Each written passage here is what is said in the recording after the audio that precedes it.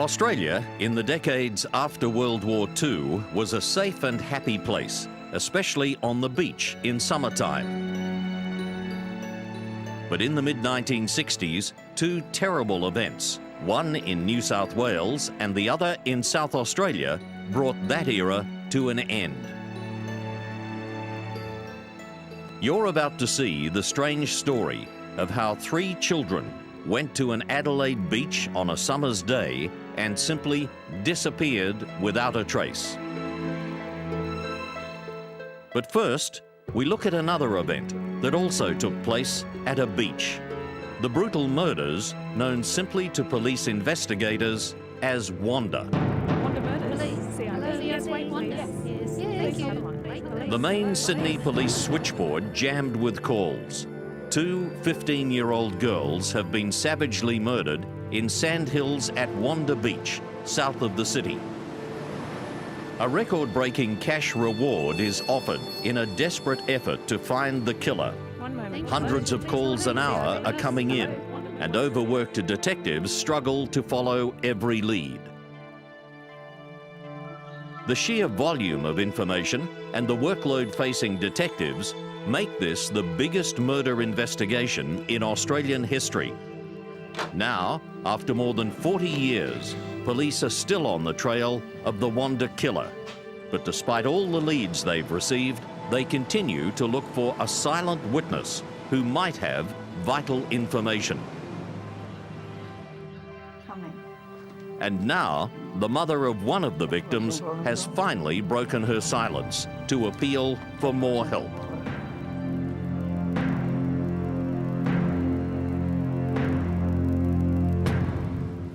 This is the lower arc of Botany Bay, south of Sydney, and it was here that Captain James Cook became the first European to land on Australia's east coast.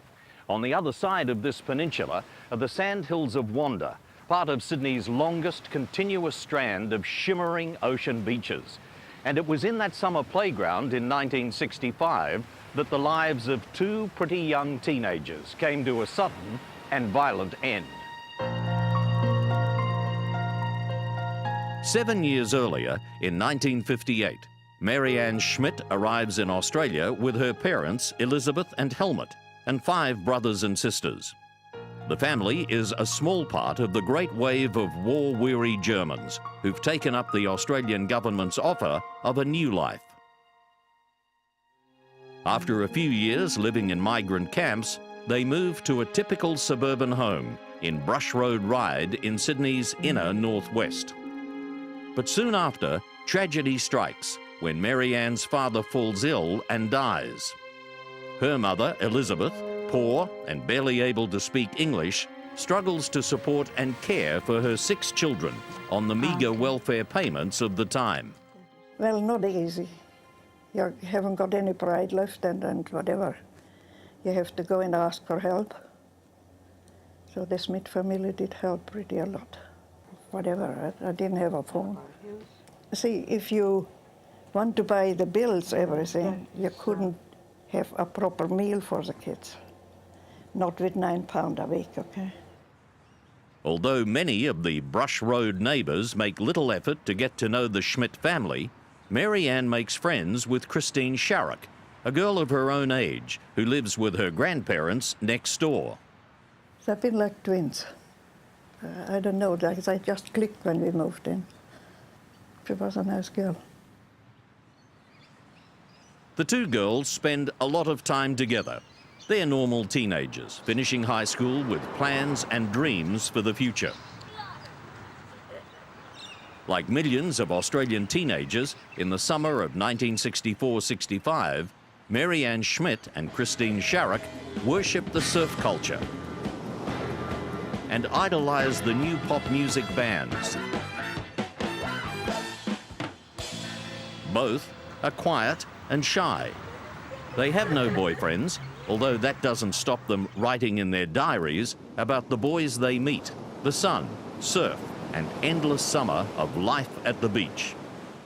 One of Christine Sharrock's close friends at school remembers her as being polite and well-behaved.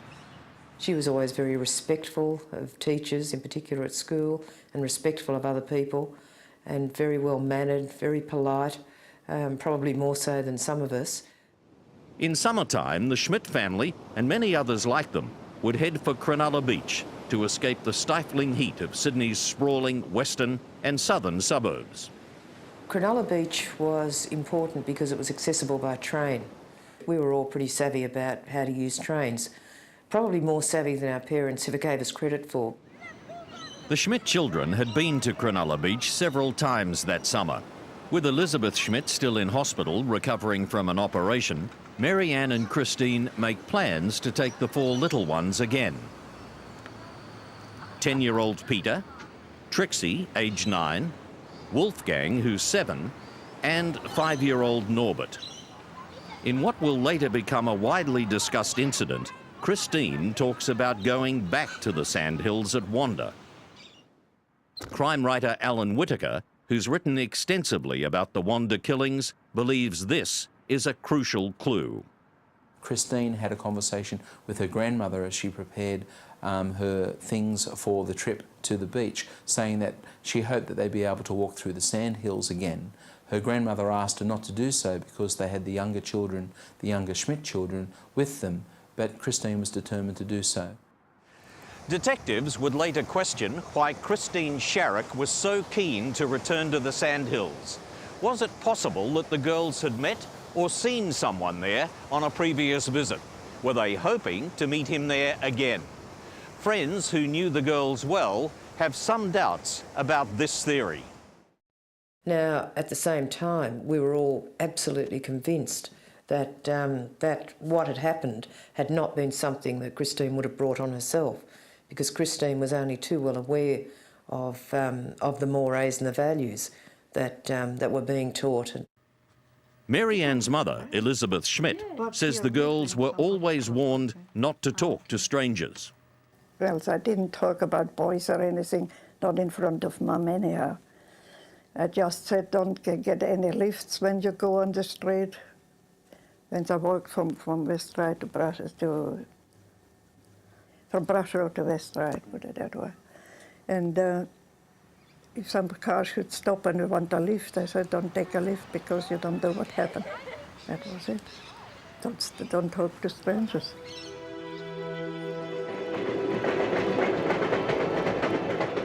Shortly before 8:30 a.m. on January 11th, 1965, the fatal excursion begins. The girls leave home with the little ones. They change trains at Redfern, on the edge of the city centre. In reconstructing the final movements of the children, Trixie Schmidt told police that the girls were seen talking to a 15-year-old boy on the train to Redfern. The boy hopped off at Redfern while the rest of the family caught the adjoining train to Cronulla.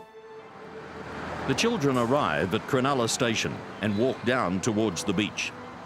The Schmidt children have some sandwiches and drinks in a beach bag with their towels. Christine Sharrock had no food, but had a thermos of cold drink in a beach bag, along with her towel, a plastic purse containing a £1 note, a pair of sunglasses, and a transistor radio. Somewhere on the way, she spends part of the money, possibly on some food. The 6 of them walk through to the beach, where they settle down and play, and later eat their lunch.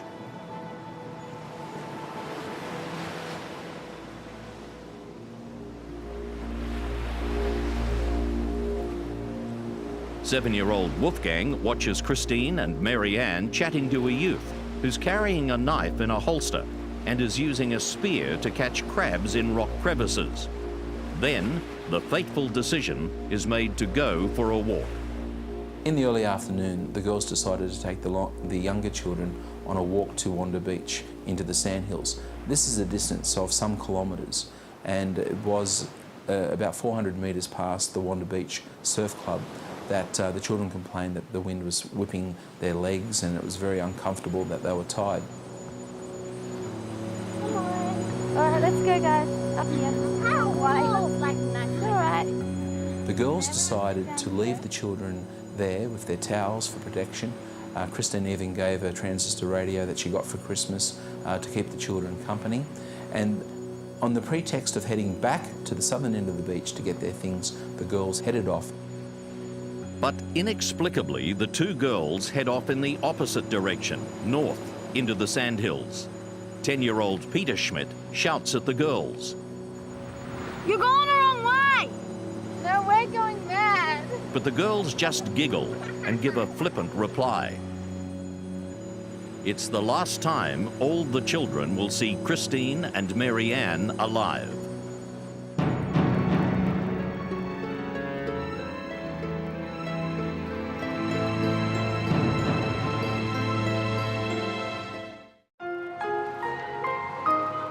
In January 1965, 15 years old Marianne Schmidt takes her younger siblings on a beach excursion to Cronulla, south of Sydney.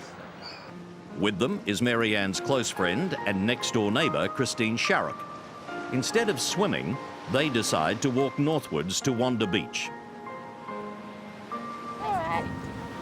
Now everyone sit down here. It's about 1 p.m. The girls leave the children sheltering from the wind behind a dune while they go off walking alone in the sandhills. Although the weather had turned blustery, there was still a number of people in the sandhills and on the beach.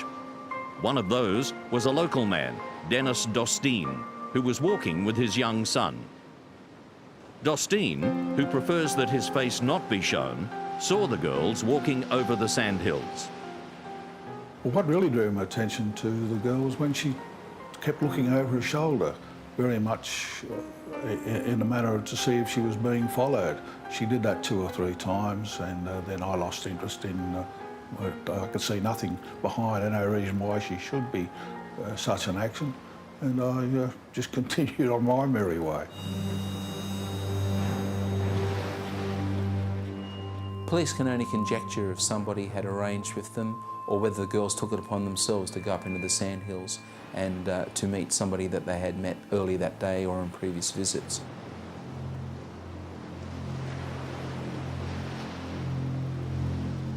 Soon afterwards, out of the sight of any witnesses, the girls are brutally attacked and murdered.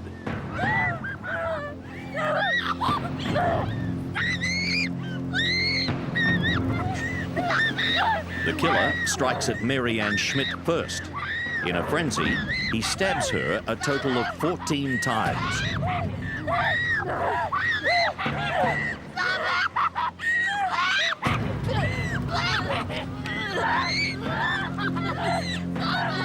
One blow is directly into her heart. A horrified Christine Sharrock tries to escape, running, screaming over the dunes.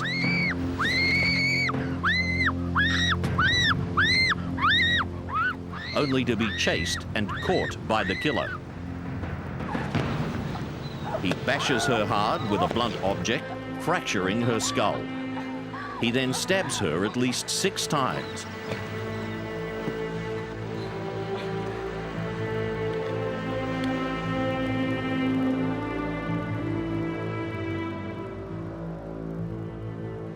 And drags her body back, leaving a trail of blood on the sand and on tufts of grass.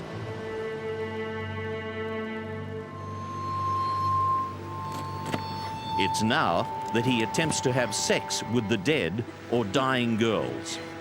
He hacks at Marianne's black one-piece bathing suit, pulling it up around her breasts. He grabs at Christine's blood-stained white shorts and thrusts them up into her crotch.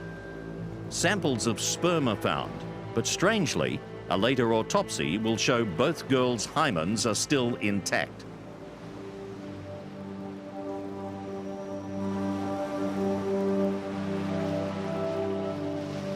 The children wait. They play in the sand and listen to music on a transistor radio. 1 hour passes, and then 2. Finally, around 5 p.m, with no sign of the girls, the children walk back south along the beach to Cronulla, where they will retrieve their bags where they left them in the rocks and will catch the last train home at 6 p.m. When they arrive home, Christine Sharrock's grandmother next door is told the girls are missing and calls police. The following day, a local man, Peter Smith, is walking in the sandhills with his nephews when one of the boys suddenly spots something. As I approached it, it looked like a person laying in the sand, sort of half covered, but the person was face down, so it wasn't a normal position to be lying in. So I sort of scratched a bit of sand away from around the head, and I decided it wasn't a mannequin at all, it was in fact a body.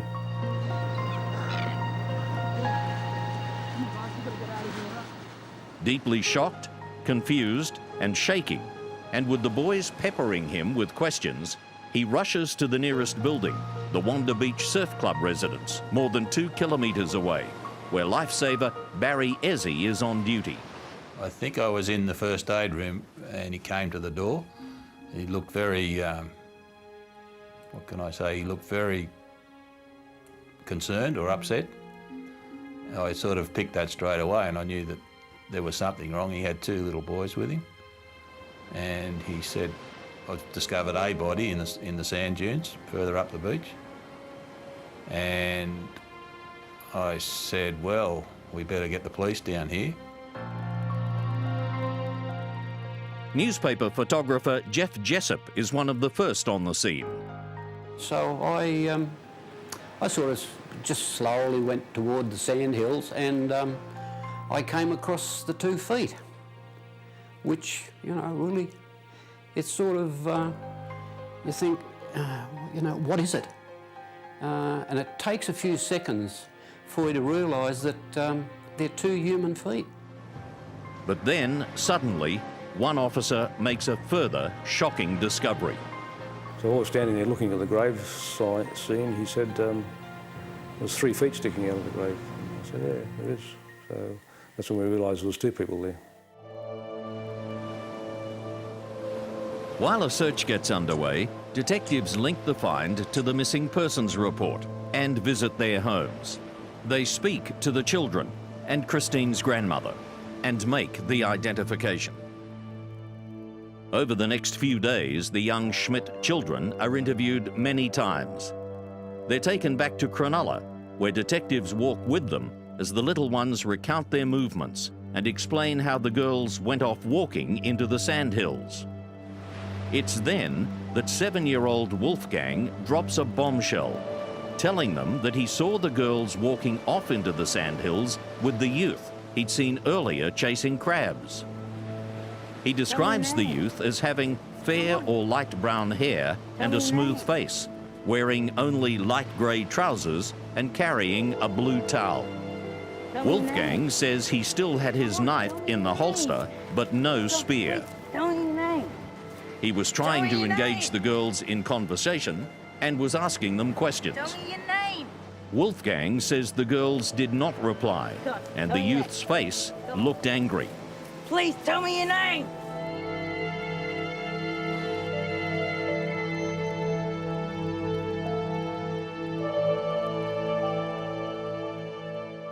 He tells detectives he later saw the youth walking back alone.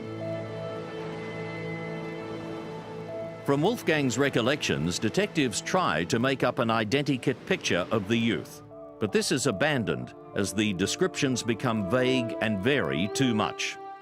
Nevertheless, the fair-haired youth becomes the main person of interest to police. As the investigation continues, some puzzling clues emerge. A post-mortem shows undigested cabbage and celery in Christine's stomach. More mysterious is the finding that Christine has a blood alcohol level of 0.015, enough for her to have consumed a glass of beer. Although fermented food can sometimes produce alcohol in the stomach, expert opinion was that this alcohol was taken orally. Police believe that They may have known the person who killed them. They could have sat quietly, maybe even shared a sip of beer, maybe shared a meal, such as a Chico roll, and then things have turned violent. These Wanda sandhills are a popular recreation area, but they're also isolated and very private. Captain Cook Drive beyond the sandhills over there provides easy access, but it also provides easy escape, especially for a killer with blood-stained clothes. And to this very day, police still believe someone must have seen him escape. A number of other witnesses came forward. 2 young girls riding horses in the sandhills later told police of a man walking naked between the sandhills. Now, Wanda Beach, especially the sandhills area, was known as a pest area where people often went into the area to sunbake nude or to take part in illicit sexual acts. And so the girls were actually walking into an area that they weren't that familiar with. Other suspects saw people jogging through the hills, saw a man hiding under corrugated iron, obviously perving on some of the young women up there. On January 20th, funerals for the 2 girls are held. Australia is shocked and saddened by the murders, and the funerals are widely reported by all media. The families must carry their grief publicly.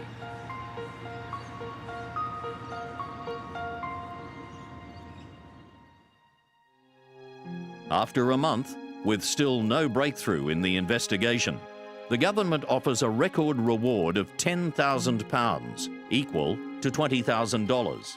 It provokes an avalanche of information. In the early days of the investigation, every 16-year-old boy in Cronulla with blonde hair was a suspect.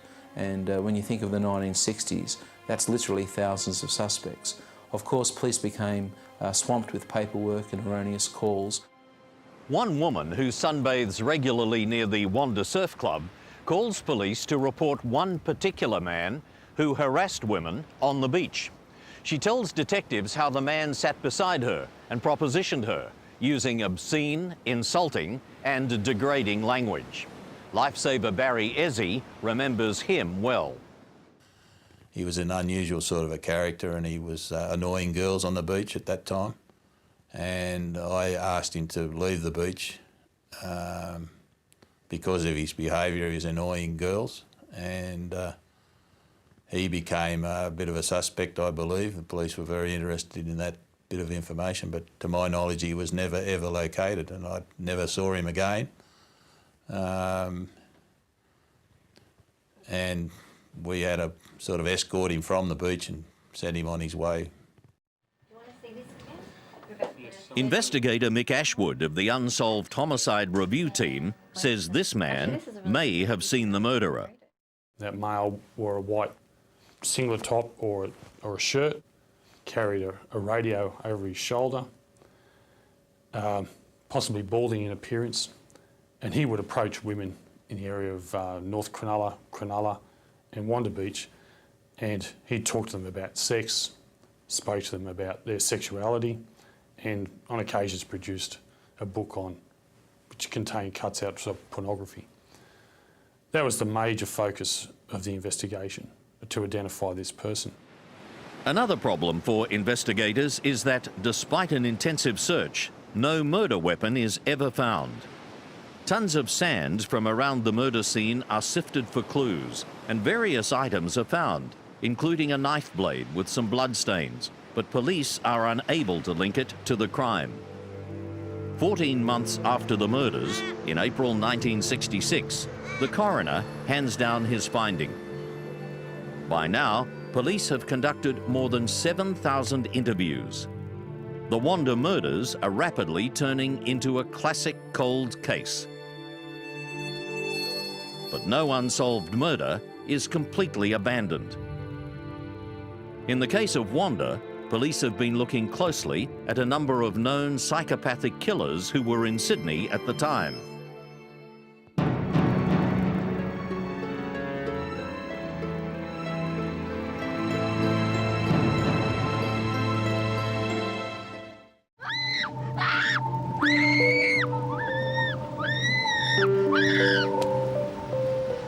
The search for the killer of Christine Sharrock and Marianne Schmidt at Wanda Beach Sandhills in 1965 became the largest murder investigation in Australian history. The offer of a record reward and the massive response from the public gave detectives thousands of leads, and each had to be followed and investigated. Detective Mick Ashwood says it was a very thorough investigation. Their investigation practices they utilise in terms of contemporary homicide investigation were outstanding. They didn't spare the resources. Their commitment to it was quite significant. We thought the approach from the force as to how they managed the investigation was one of the best we've seen in our reviews of all the cases. 8 years after Wanda, in 1973, a schizophrenic named Alan Raymond Bassett is convicted of the brutal murder of a woman in Wollongong and sentenced to life in a psychiatric prison. One seasoned investigator, Detective Sergeant Sess Johnson, thinks Bassett is the Wanda killer, even though he has no evidence.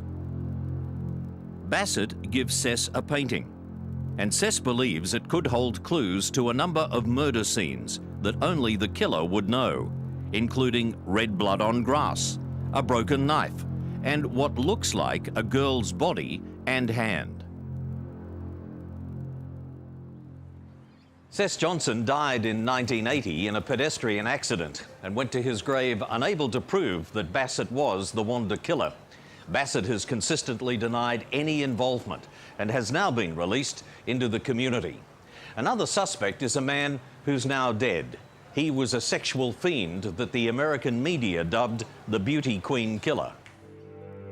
Christopher Wilder was put on probation at the age of 17 for his part in a gang rape at a Sydney beach, and he would have been aged 19 at the time of the Wanda murders. In 1982, he was arrested for the abduction and sexual assault of 2 girls, only to be released on bail. He immediately flew to America, where he went on a rape and murder spree across the country, killing 8 women before being shot dead by state troopers. A third Wanda person of interest has been Australia's most notorious pedophile, Derek Percy. Percy was found not guilty by reason of insanity of the mutilation murder of 12-year-old Yvonne Elizabeth Toohey in Victoria in 1969. He would have been 16 at the time of the Wanda murders. Detectives say there's a possibility Percy, who was a keen sailor, was in Sydney to attend some championships with his father at Botany Bay on the edge of the Wanda Sandhills. Even more shocking is the chilling discovery that if he did visit Sydney, Percy would have stayed with his grandmother, who lived less than a kilometre from the Wanda victims' homes in Brush Road Ryde. To reach Botany Bay by rail from the Ryde area would mean travelling on the same train line as the murdered girls. Derek Percy is being held in Victoria's Ararat jail at the Governor's pleasure, another name for an indefinite jail term. He's been repeatedly denied release on parole and is currently Australia's longest-serving prisoner. It's also been reported that exercise books seized from his cell show graphic details of plans for the torture and mutilation of children. Percy has vehemently denied he committed the Wanda murders and also protests that he's innocent of other horrific crimes.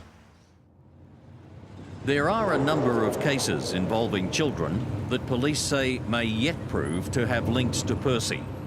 They say Percy has allegedly admitted to being in St Kilda in Melbourne on the day 8-year-old Linda Stillwell disappeared in August 1968.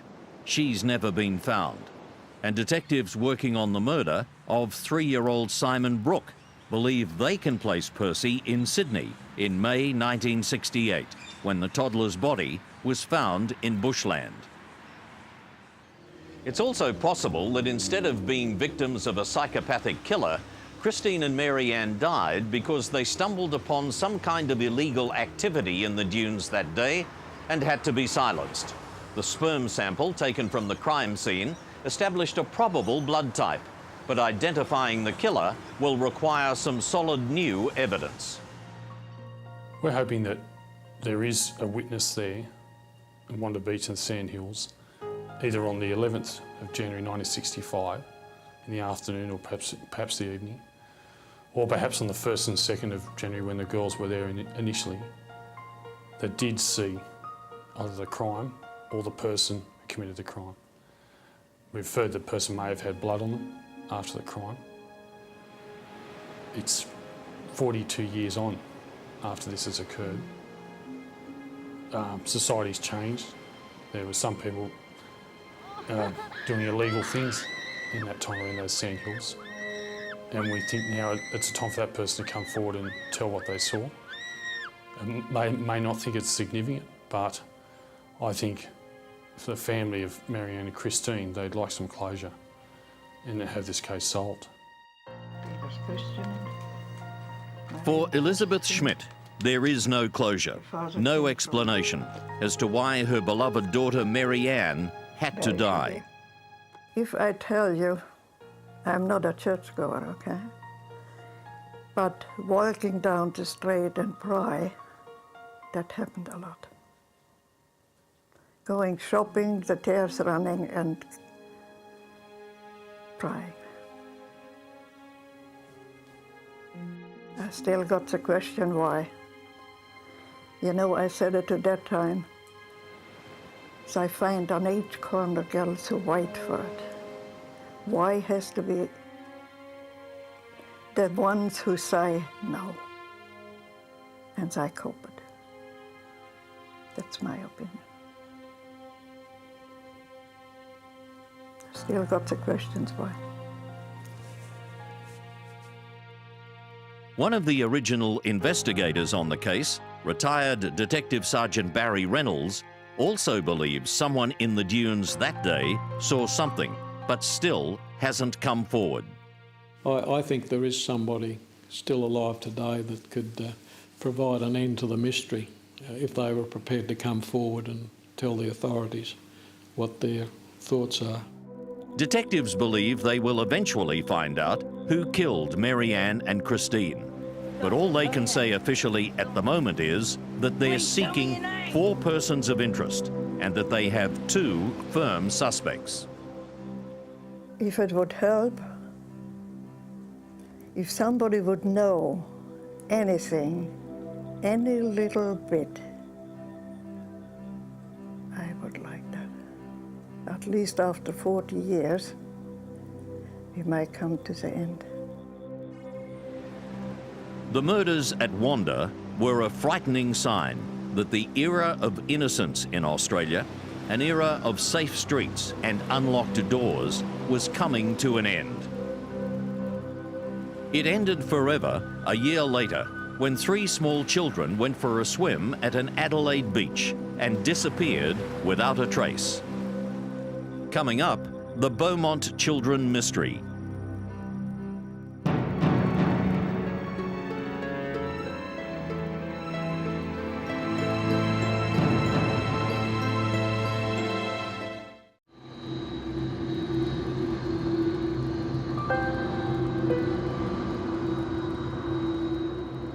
Gerard Croisset, Europe's best-known celebrity clairvoyant, famous for his work with police around the world, arrives in Adelaide, South Australia in 1966. It's 9 months since Jane, Arnna and Grant Beaumont, aged 9, 7 and 4, vanished from an Adelaide beach.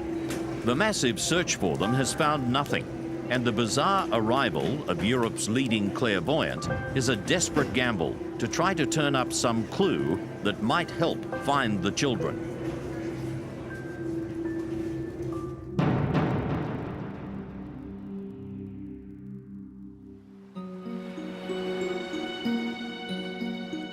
Glenelg Beach in Adelaide is the place where, in 1835, a group of men came ashore to establish the free colony of South Australia. It was at this beach that the 3 little Beaumont children were last seen alive more than 40 years ago.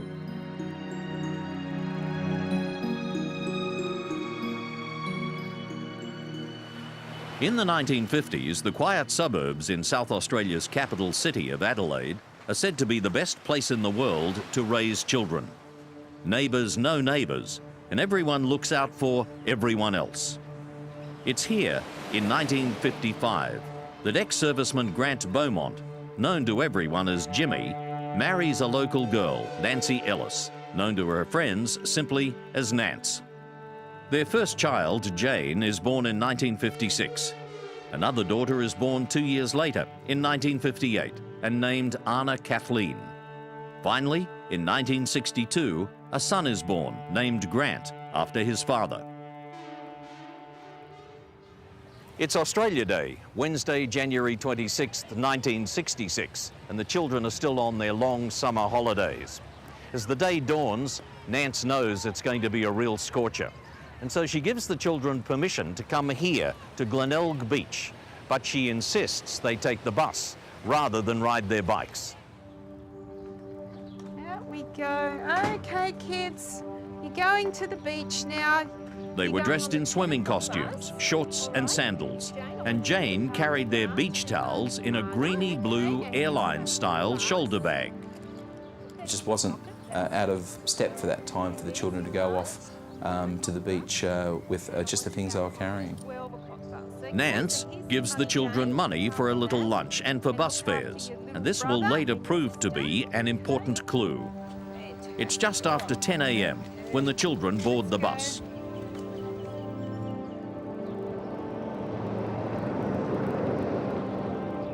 The children don't return on the midday bus, and then, when the 2 o'clock bus comes and goes, Nance starts to worry.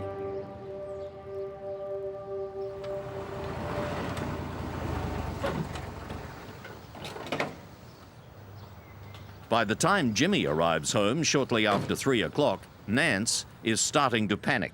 Oh, Jim, the kids haven't come home yet. I sent them on the bus at 10 o'clock to the beach and they're still not home. I think you need to go looking for them, please. Jimmy immediately drives to the beach.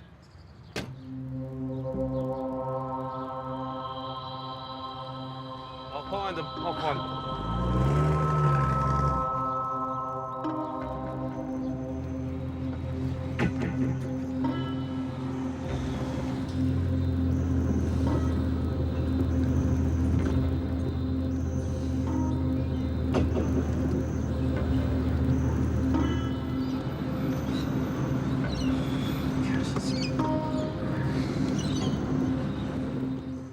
I can't find them. You'll have to come and help me. Unable to see them, he rushes back to pick up Nance, and together they search the streets and check their friends' houses. Here a bit more. Let's look. We'll find. All the time, the terrified couple wonders what could have happened. Have they run away? That's impossible. They're happy, loyal children. Look too far. Drowned or had an accident. Surely 3 kids can't drown unseen in a calm sea with so many people around. Well, Would they go further up? Well. Would they walk up the other end of the beach? Would they stay down here? Yeah, well, let's look down here. Slowly, it dawns. It's unthinkable, but the only logical explanation. A word that's so frightening it can barely be spoken. Abduction.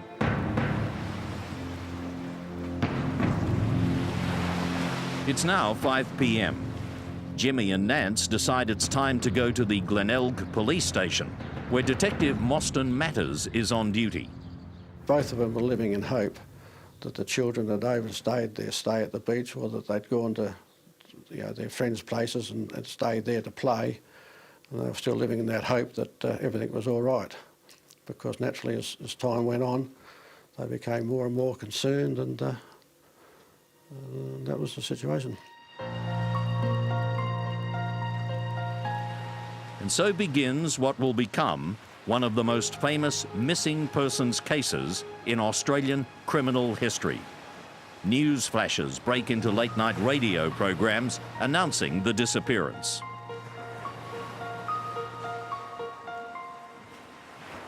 A deployment of uniformed police came down later that evening, about 30 police officers, uniformed police officers, and it was organised that we do a thorough search of the surrounding area, the beach area, the sand hills, north and south of Glenelg, and all the drains and paddocks and surrounding areas that was thoroughly searched. So that was put into operation. The airport was, surveillance was put on the airport and on the interstate rail line in case someone was endeavouring to get taken away. All main arterial roads leading out of the state were all set up, roadblocks were set up there in case. But of course, as I said before, unfortunately, there could have been a time lapse of some 6 to 8 hours before the public really became aware of the children were missing, and in that time, that gave the offender quite a lot of time to get away. Jimmy continues to drive around the streets, searching all night, vowing he won't sleep until the children are found. Nancy was so distraught she was sedated, and it wasn't until several days later that she could talk to the press about her fears. By that time, all of Australia had been alerted that the children were missing, and it had been part of countrywide coverage. Former CIB detective Peter Vogel is assigned to the case. And we received quite a few telephone calls with people giving us information, as well as people calling at the station and telling us what they saw and what they believe could have happened and so on. After swimming, the children walk up to a lawn near the beach called Collie Reserve to play.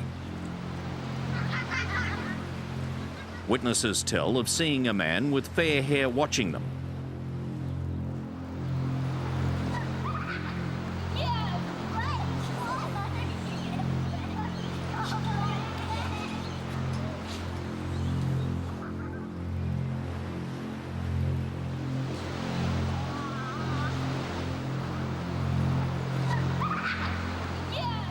He then approaches them and joins in the play. Journalist Bill Perry covered the story. There's an elderly couple who was sitting on a grass verge, which was outside of the old surf club in those days. There were 2 taps. There was a bubbler and there was a tap for washing sand off your feet. They saw the kids approaching and they knew them. I don't think they spoke to them, but they knew them. Then they saw them, observed them for several minutes, washing their feet under the tap and washing the sand off their feet. The stranger was said to be wearing brief Speedo-style bathers, dark blue with a white stripe. And he appeared like the typical Australian surfy type of a person. And this person was playing with the children for quite some time, and the children seemed to be enjoying his company. At one point here at Collie Reserve, the man even approaches the couple and asks have they seen anyone near what he describes as our clothes. He says we've had some money taken from our clothes. One female witness watching them quite closely feels something isn't quite right when she sees the man helping 9-year-old Jane to get dressed. The witnesses see the man then walk to the changing sheds to dress. They watch the children cross the path that divides the Collie Reserve and stand near a seat, apparently waiting for the stranger to return. It's the staff at a cake shop near the beach who give police details of the last corroborated sighting. There was one other witness or evidence that the children did go into a shop known as Windswept's Bakery and purchased some pies and pasties around lunchtime and handed a note, a Commonwealth Bank note, which was unusual because the children didn't have it. The mother gave them 6 shillings in cash. So that was the cause of a line of inquiry as what the children had. Did the children get hold of this Commonwealth Bank note when they weren't given it? The only possible explanation is that they were given the money by a stranger. What we now know about people who prey on children is that they're very adept at gaining children's confidences. Whether or not this man knew them from their previous visits or was able to gain their confidence just in the hour at the beach The reality was the children disappeared soon after, and he is the only person that the police have on their books as being a person of interest in this case. Then, the Sunday Mail newspaper finally puts the unspoken into print. Under the headline, "Sex Crime Now Feared," the paper announces that police fear the children have been murdered by a sex pervert. I asked them what was the official police verdict, and they told me that they thought the children had been murdered and buried within a kilometre of the beach. They thought that was because you couldn't transport 3 kids into any great distance without being seen. If they're in a car, they'd have to pull up at a garage or pull up for something to eat or to drink. By February, the investigation has produced no new leads. The government offers a paltry £250 reward. That's just $500 in the new decimal currency. An angry public and even Jimmy Beaumont himself contribute enough to bring that to $10,000. New evidence is desperately needed, but instead, the case now takes a sudden turn into the world of the supernatural.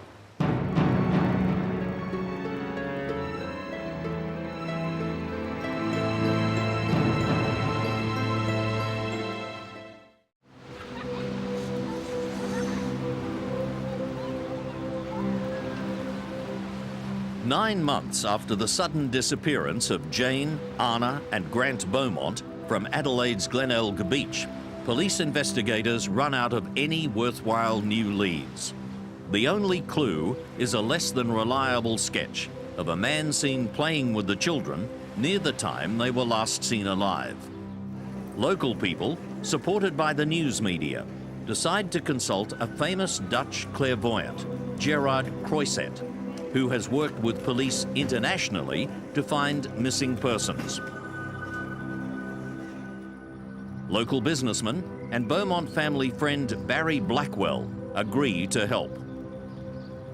Then I was approached by a Carl Loofer Dutchman, and he came and asked me if I could help to film the coastline so they could send a film to Croiset, which I agreed.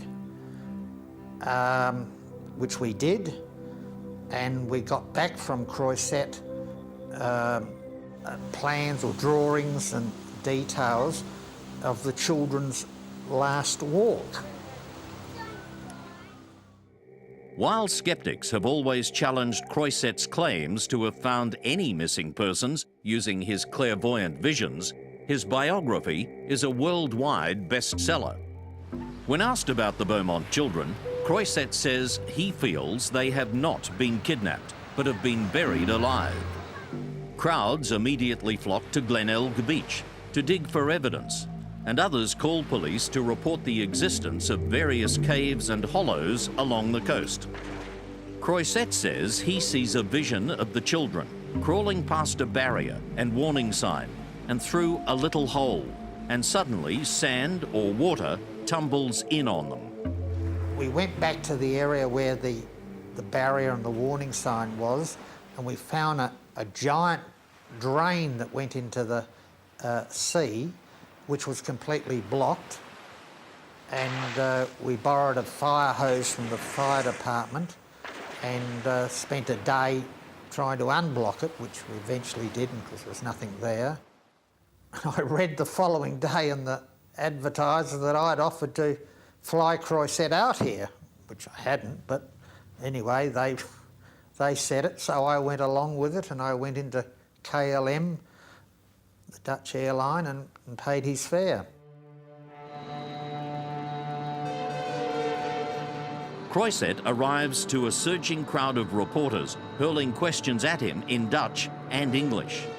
He announces he will accept no money for his work.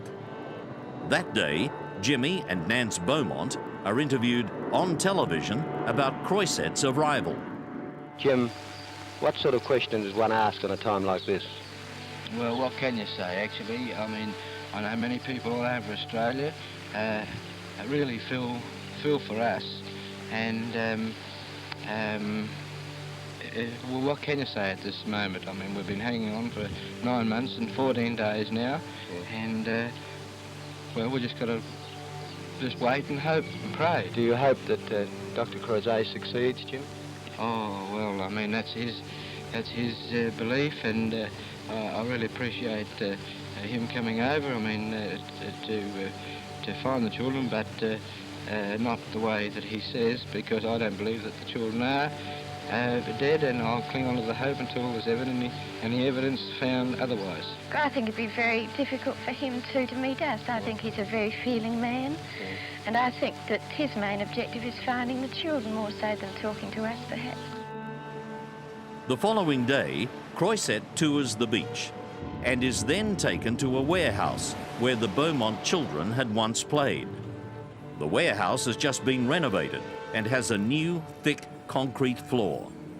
Croiset, accompanied by detectives, walks across the floor, and then clearly and firmly he tells them this is where they're buried. In my opinion, I have found the spot where the children are, or would be. Where is that spot? Waar is dat? Waar ik vanmorgen geweest ben, na mijn adres met u het beste. Where I was this morning, at the factory. But as the area was thoroughly cleared before the floor was laid, the government declines to excavate under the building. 30 years later, the entire area under the floor finally will be dug up, and nothing will be found. Convinced the children are buried under the warehouse, Croiset declares his job's done and prepares to return home. But at the last minute, he's invited to visit here with Jimmy and Nance Beaumont. Yes, he told Nancy Beaumont that he believed that their children had met with a tragic accident, they hadn't been abducted. And she said to him, I don't believe that, I think my children are still alive. And he said to her, I hope that I am wrong and you are right.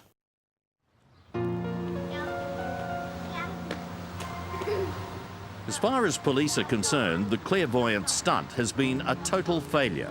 But Croiset gives one final news conference.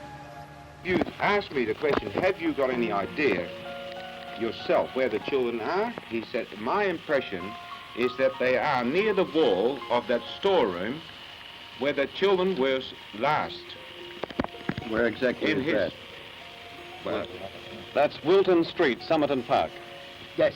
Dat is Wilton Street. Ik ga, als ik op die plek sta, midden in het pakhuis. If I am standing in the middle of that storeroom, ga ik niet verder als, I go no further 40 meter in de rondte. Than 40 meters in a circle. Then you're sure they're dead, Mr. Crozet? Wat? Ik ben er zeker niet sure they're dead. Ja, yes. Als ik dus zeg dat ze daar onder de grond liggen. If I say they are buried there, I am sure. Nance and Jimmy's pain is extended further by constant visits to their home by a gaggle of religious fanatics obsessed with the supernatural and the paranormal. A cruel hoax is played when 4 letters purporting to be from Jane Beaumont are sent to Jimmy and Nance, raising their hopes yet again that the children are still alive. The investigation remains open, and then, in 1973, Adelaide is again gripped by fear as 2 more children disappear in a crowd of people, this time the Adelaide Oval, during a football game. Over the years, many other abductions and murders are linked to the Beaumont case, but there is never a firm connection, never a clear suspect. In the 40 years since the Beaumont children disappeared without trace, some 10,000 separate leads have been given to detectives. Some of those leads point to convicted murderers or pedophiles. Each one raises the hopes of Jimmy and Nance Beaumont and renews their distress.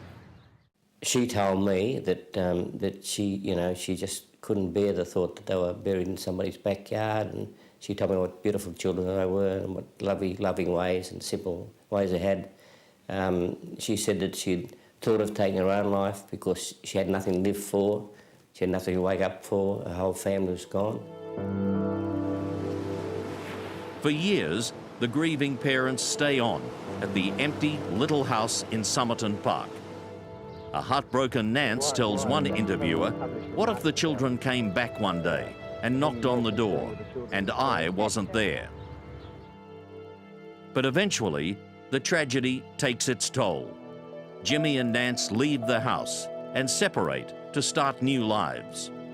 For the rest of Australia, the great era of safety and innocence ended on January 26, 1966. These days, few parents in Australian cities will allow young children to go off on any excursion alone. Today, if they're still alive, Jane, Arnna and Grant would be middle-aged.